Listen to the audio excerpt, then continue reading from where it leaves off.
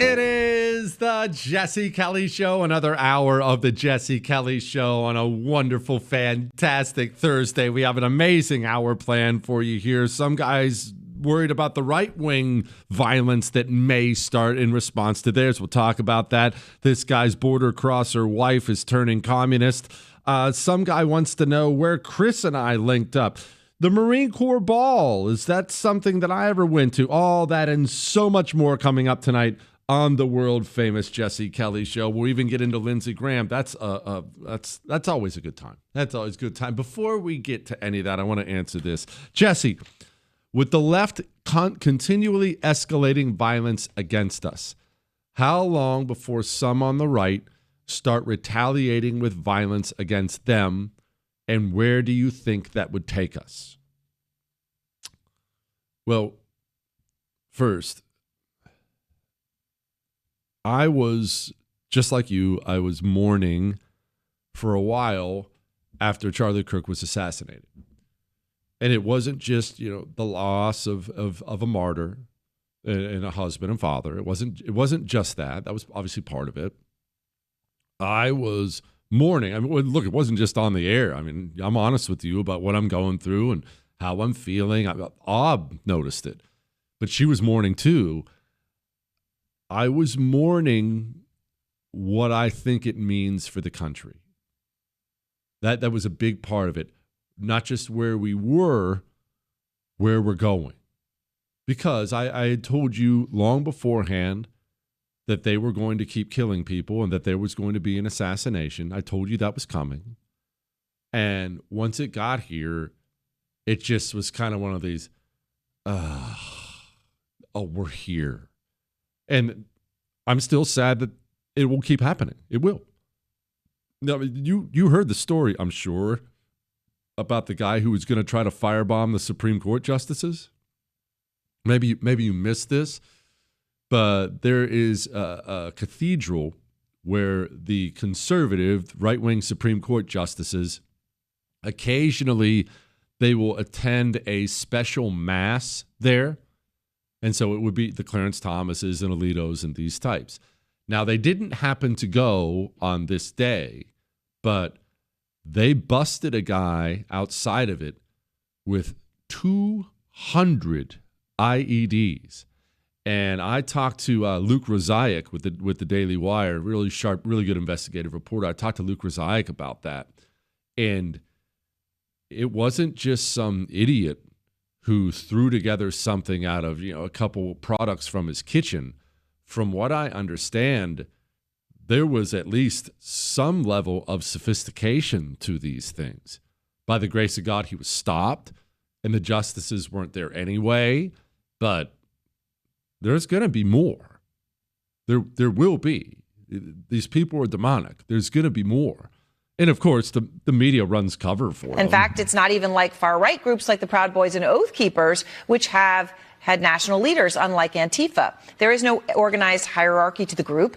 And according to the Center for Strategic and International Studies, compared to right-wing extremists, Antifa-linked violence is rare and limited. Yeah, it's bad. So I was sad, and I remain, I'm still bummed about where we're going, knowing that more people will die. We know, I shouldn't say we know, I've predicted that an ICE agent is going to be killed, maybe a National Guardsman. It's going to happen. It's going to happen. It's inevitable. With this level of rhetoric, this level of demonic possession with the communists, it's going to happen. So your question is, how long before the right starts retaliating with violence? I hope a while, because I've told you many times before, it's not that I'm a non-violent person. I've been very violent for much of my life. It's not that I'm a non-violent person, but just out of pure effectiveness, it is very difficult, almost impossible, to kill your way out of a problem. People have tried many times throughout history and failed many times throughout history. It's just pretty much impossible to kill your way out of a problem. People have tried for a variety of reasons, just doesn't work. So I hope it's going to be a while. Here's what I worry about. And maybe this is just something I've gone through in my mind, but here's what I worry about. If any segment of the right starts killing people, I don't even think it'll be street animals. I don't think you're going to see a group of right-wingers start chucking Antifa guys in the back of vans and whisking them away. If we do get to that place, and I really pray this does not get here, I think it'll be elected officials like judges. I think it's going to come to a point, well, I hope it doesn't, but my worry is that one of these judges who keeps turning these animals loose on the streets, one of these judges is going to turn one of these animals loose, and one of these animals is going to hurt someone else, young girl, and that girl is going to be the wife or daughter of a very dangerous man, and something's going to happen. That's my fear. Because then it gets even worse from there. Now, let's just game this out in our heads, because maybe you're sitting there saying, sweet, that's what they deserve. Okay, all right, let's pause for a second. What does Kash Patel and the FBI have to do from there? Then they have to see, it all gets bad.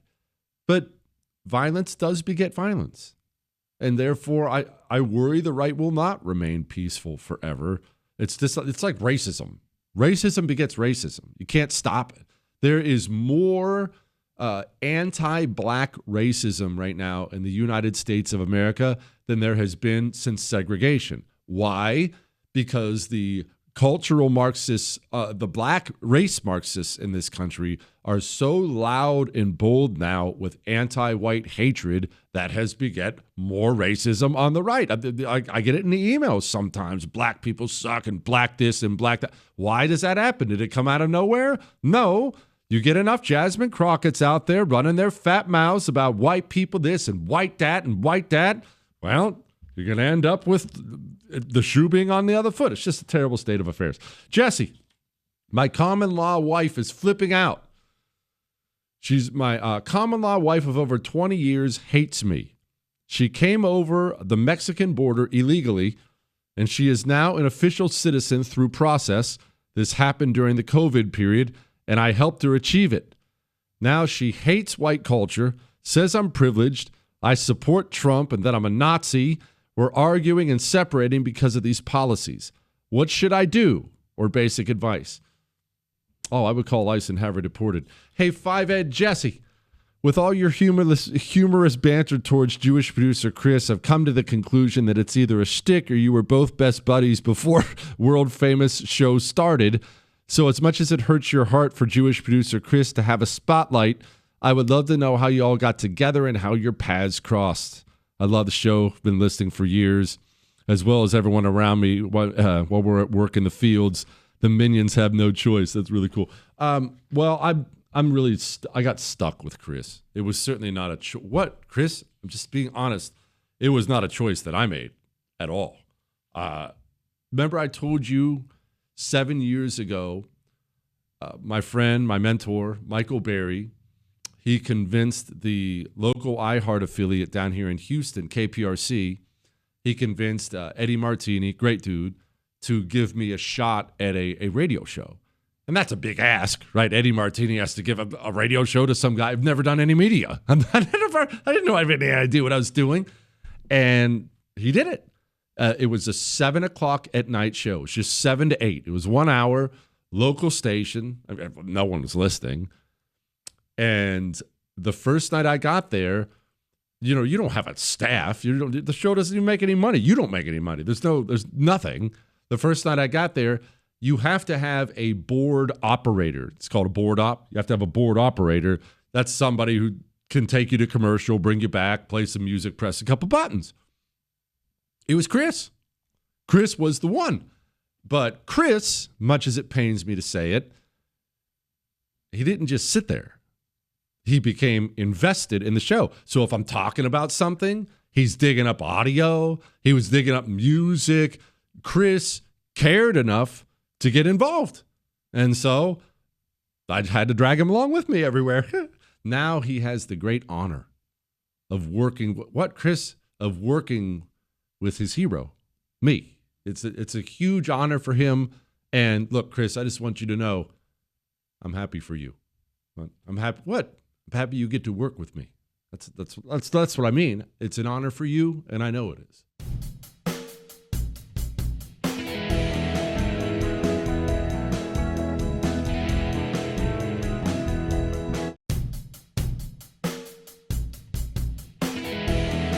It is the Jesse Kelly Show on a wonderful Thursday. Chris, you need to play more Three Dog Night. Everybody likes Three Dog Night. Even people who don't think they like Three Dog Night. You throw on some Three Dog Night and everyone just feels better. This is me formally requesting some more Three Dog Night. What?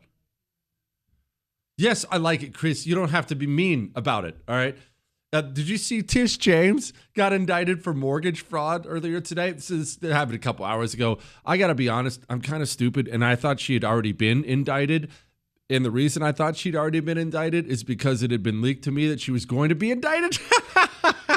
So I guess as soon as it came out, I thought, what? Didn't we already know that? But I guess now it's official. And hey, you come at the king, you best not miss.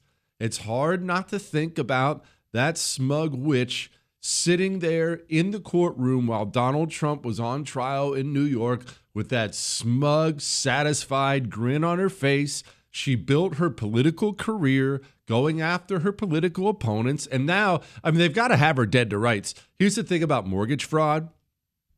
It's really kind of black and white. It's really black and white. Either you lied on the form or you did not. They have the form. Did you lie that was your primary residence, or didn't you? It's black and white. She's toast. She's toast. You're going to get disbarred, I would assume, unless it's some dirty commie judge, which we all know can happen. Dr. Beaver, you played the Lady Graham clips of him addressing the extra funding for the FBI. Have you noticed his leading questions about whether they can responsibly use the extra $100 million? He chuckles before each blatant lie. What is that? Is he laughing because he knows he's cheating us taxpayers? Or is it a subconscious moment of honesty slipping out in this circus of a hearing? Let's play it again. Chris, play Lindsey Graham when Christopher Wray was sitting in front of him. Go ahead. If the committee decided to, say, increase by $100 million your budget, could you spend it wisely? I can assure you that any money that this committee thinks Good. Sees fit, I promise it'll be good to good use. I believe you. What I want the American people to know is that the budget request for the FBI is below inflation. Do you agree with that? I'm sorry, I couldn't hear you very well. The budget request for the FBI is below inflation. It sounds like it. Yeah. After listening to you, and everything you say is legitimate concern, you have a lot to do. Do you think the committee should look at increasing your budget? What we really need are more resources, more than anything Well, else. count me in for more resources to help you deal with this threat as well as other threats. So there's a great quote from the comedian who's now dead, George Carlin. He had a bunch of great quotes, but he has a great quote. It's probably his most famous quote of, "It's a big club and you're not in it." We oftentimes see things as Republicans versus Democrats, and that's understandable because Democrats are so unbelievably evil now. And there are a lot of very, very solid, patriotic Republicans who are fighting. But remember this, at the tippy top of each party in Congress, in the House and the Senate, the leadership, almost all of them are on the same team. If you are in Senate leadership, it doesn't matter if you're Chuck Schumer or Lindsey Graham. If you've been there a long time and you've risen to positions of power in leadership, you represent Washington, D.C. It doesn't matter what state, what district sends you there.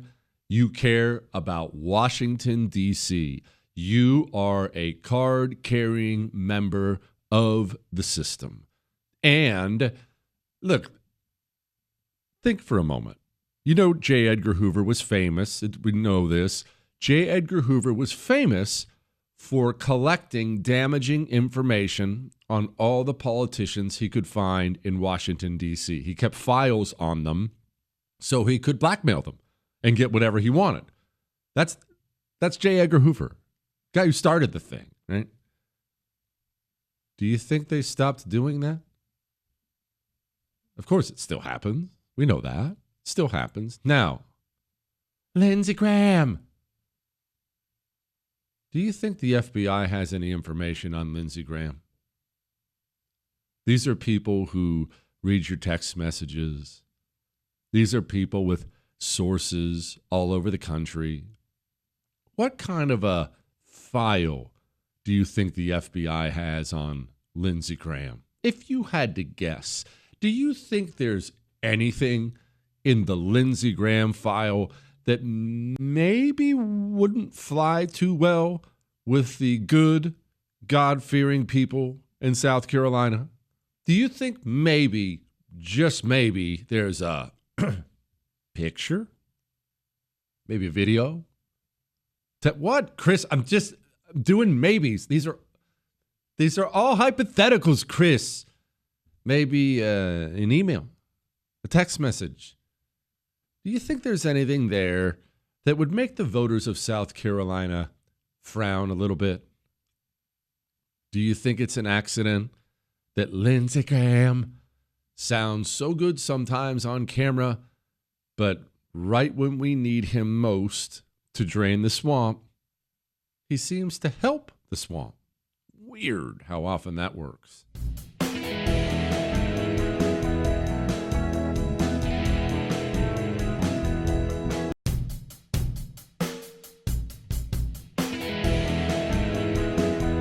It is the Jesse Kelly Show on a fantastic Thursday. Remember, you can email the show, and you should, jesse@jessekellyshow.com. Chris, did you purposely play their worst song?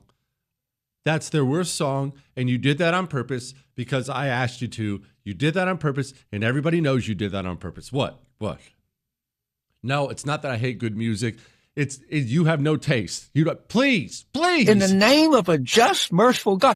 Can we get some better music? Jesse, did you ever go to the Marine Corps ball? Do infantry guys do that? If so, what do you think? Okay, so let me give you non-Marine types, you people who may not know, a little Marine Corps information.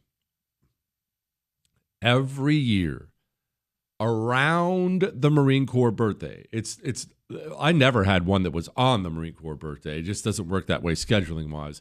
But somewhere around the Marine Corps birthday, every Marine unit I ever knew had a ball. It is a Marine Corps ball, and they are unbelievably cool. We were in 29 Palms, California. It was always somewhere else for us. I don't want to say how every unit did it, but we were generally around Las Vegas or someplace close to Las Vegas. They would rent out some gigantic ballroom. And the traditions at the thing, there's more than I can even remember now. Traditions like the oldest Marine in the room and the youngest Marine in the room all cut the cake. They both cut just so many cool traditions. And when you're there, you dress up in your dress blues, which everybody, including the other lesser services, know are the best. That's the best looking uniform there is. The ladies just flock to you when you have your dress blues on. It's undeniable. Don't lie. Everybody knows it. If you do bring a date, if you're married or you have a girlfriend or you just ask somebody, she will be dressed up, ball gown, dressed to the nines. Ladies, this is for you dimes out there. If you ever get asked to a Marine Corps ball, say yes. I promise you, 1, you are going to be safe and sound, surrounded by Marines all night long. And 2, you are going to have a blast. A blast. I actually never brought a date to one because we were going to Las Vegas. I just wanted to go find one afterwards. And we would pour out after the ball was done. And yes, there's food and drink and great good speeches, not boring, politician speeches. Great speeches and food and drink and cool traditions. And then as soon as it's done, You are turned loose in a place like Las Vegas, and you and all your boys roll out, and which I know Vegas is garbage now. I guess it's too expensive, and the whole place smells like weed. But there was a time where it was just fun, even if you weren't a gambler. And we would pour out onto the town in Las Vegas and have a blast. If you, at any point in your life, have an opportunity to attend a Marine Corps ball, do it. You will have a blast. I have the fondest memories of these things. Absolute fondest memories. What, Chris? Do other services have balls? The Marines are the only ones with balls, Chris. Dear oppressor of the commie street thugs, I was doing some research after your Siege of Malta history lesson, and I didn't realize the Ottoman Empire fell after America gained their independence. Fascinating it took that long. Well, I mean, I guess that's kind of true, but the Ottoman Empire did not officially fall until after World War I. You realize that? It's not as well known of an empire in the West because it's an Islamic empire. The West is not Islamic outside of Minneapolis and Dearborn. The West is not Islamic. We are more Christian-based. So we don't have as much of a fascination with the Ottoman Empire. You should. Totally worth reading about a fascinating, fascinating empire. And yes, they did a bunch of terrible things. And I got all that. Every empire does. Read about it. And it lasted a long, long, long time. Now, I said it didn't officially fall until after World War I. Remember I said that they sold themselves, and I guess in a way saw themselves as the protectors of Muslims. They were the protectorate of Islam, of global Islam.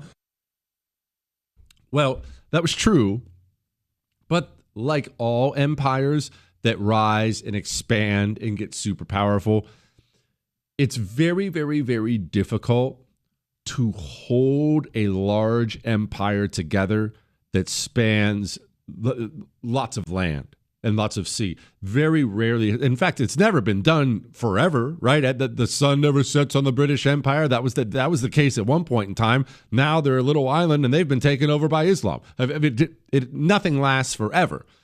And they knew this, and so they treated their empire like concentric circles. You know what concentric circles are? You have a circle. Okay, just picture a circle, and then around it there's a bigger circle, and then around it there's a bigger circle. Those are concentric circles, basically. They tried, and they were very successful for a very long, long time, to allow local leadership. It was a very big deal. You know, there's a reason that countries have states or provinces. It's an old way of thinking, that because you can't control everything from the capital city. Even with a king, a strong local government of some kind can't control everything. The Ottomans were magnificent at this, of having governors running their special area of influence. In fact, the Ottomans, part of the reason they lasted so long is they would take whoever's going to be the next sultan or potential sultans, and they would, instead of just coddling them in the tower, they would at some point in time, after educating them, after teaching them how to lead, they would send them out to become governors first. No, you go out to the hinterlands. You go to Northern Africa. You go towards the Middle East. You go there. You take over this particular area, and you learn how to run that area in preparation to be a kingdom. But it began to crumble. And it was really, really, really fading as they went into World War I. It was fading. It was just, they had lost so much of their territory over the years. You lose this war. You spend too much money. It's all the things that end up crippling an empire. And then World War I comes along, and look, they chose the wrong side. It is what it is. You didn't want to be on the Austria-Hungary, Germany side of that war, because remember, everybody got punished who was on that side at the end of that war. Kind of unjust, but still, everybody got punished at the end of that war, and that was them. And they acquitted themselves quite well during that war. They didn't have the equipment, the manpower of the other major powers, But tradition is powerful, and they fought like freaking lions in that war. Absolute lions. It's an impressive empire. All right, Jesse. To be honest, I'm not concerned with the Republican congressmen who were targeted by the FBI. I want to know which Republican congressmen were not targeted. Those are the ones we need to primary.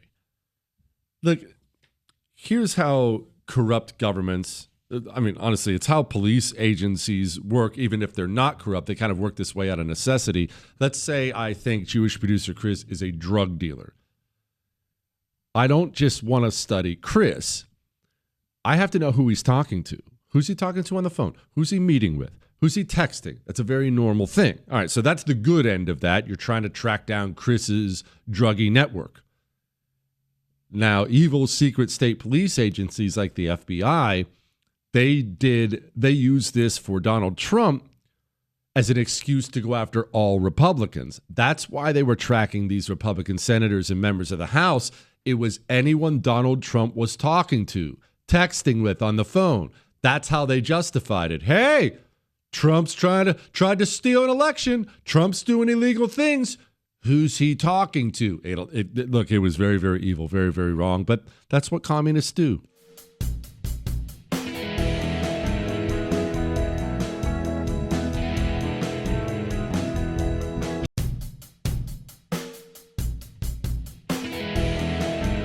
It is the Jesse Kelly Show on a fantastic Thursday. If you missed any part of the show, if you missed our history the last 2 nights on the Siege of Malta, you can catch everything. It's free.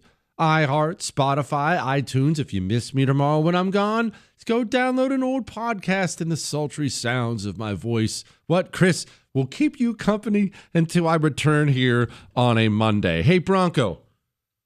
All the Medal of Honor recipients were awarded the medal because they went, quote, above and beyond the call of duty.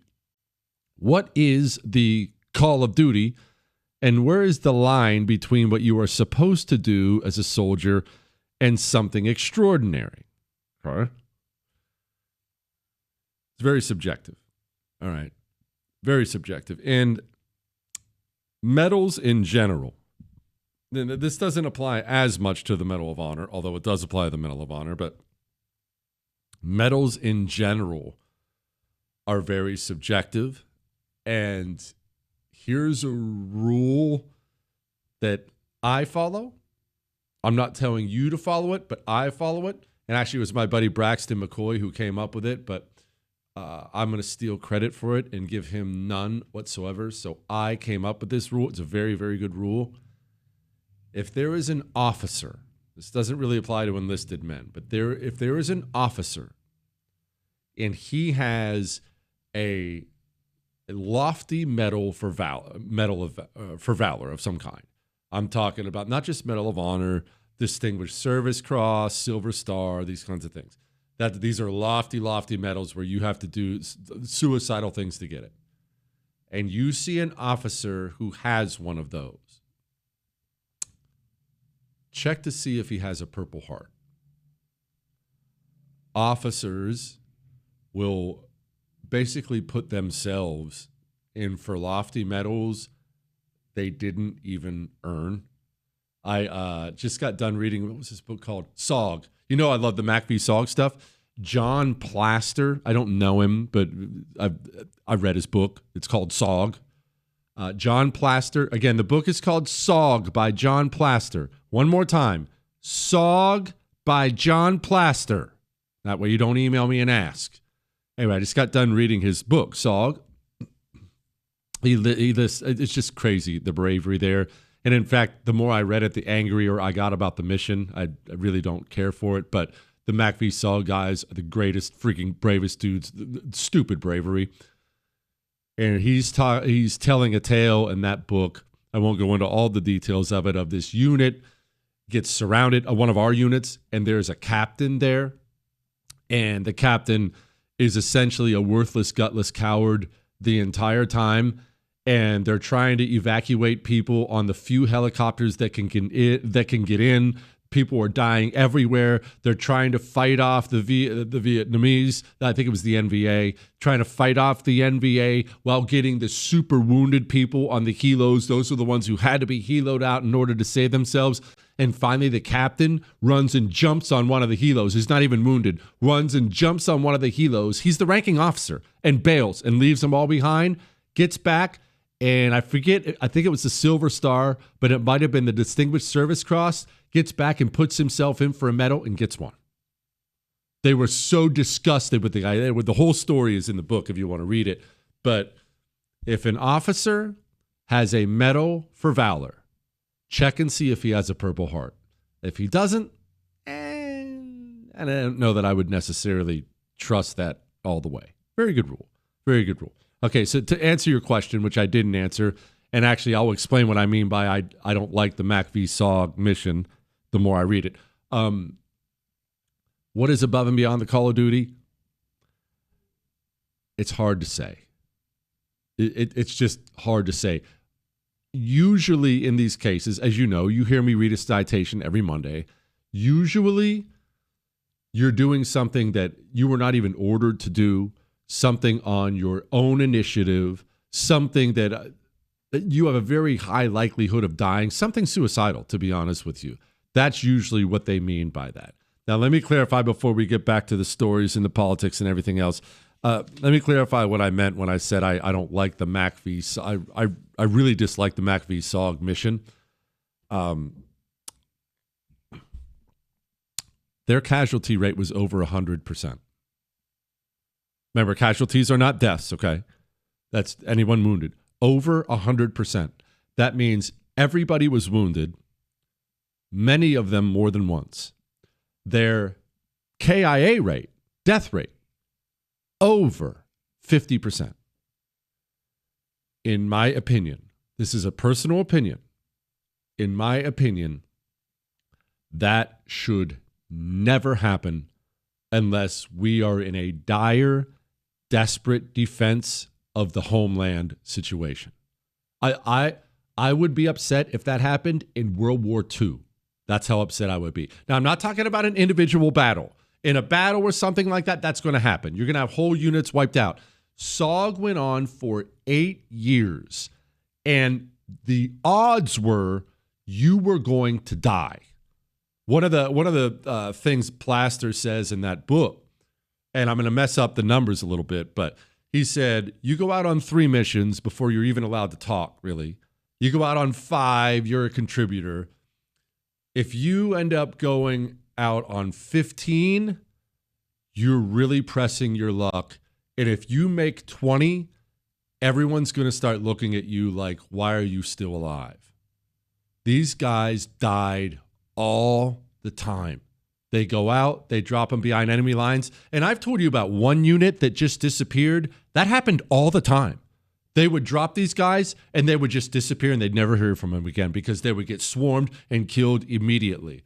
You carried on a program, no matter what, I don't care what good it did. I shouldn't say I don't care. They did do a lot of good. You carried on a program for 8 years of our best and brightest, and more than half of them died. Unacceptable. Unless we're talking about the impending collapse of the United States of America because an invading army is on our soil, that should never happen. Chris said, did it do any good? Oh, they did tons of good. They tied up large quantities of troops. They were amazing at recon and calling in airstrikes. And they did amazing things, amazing amounts of good. And like I said, they're some of the bravest men I've ever heard about at any period of time.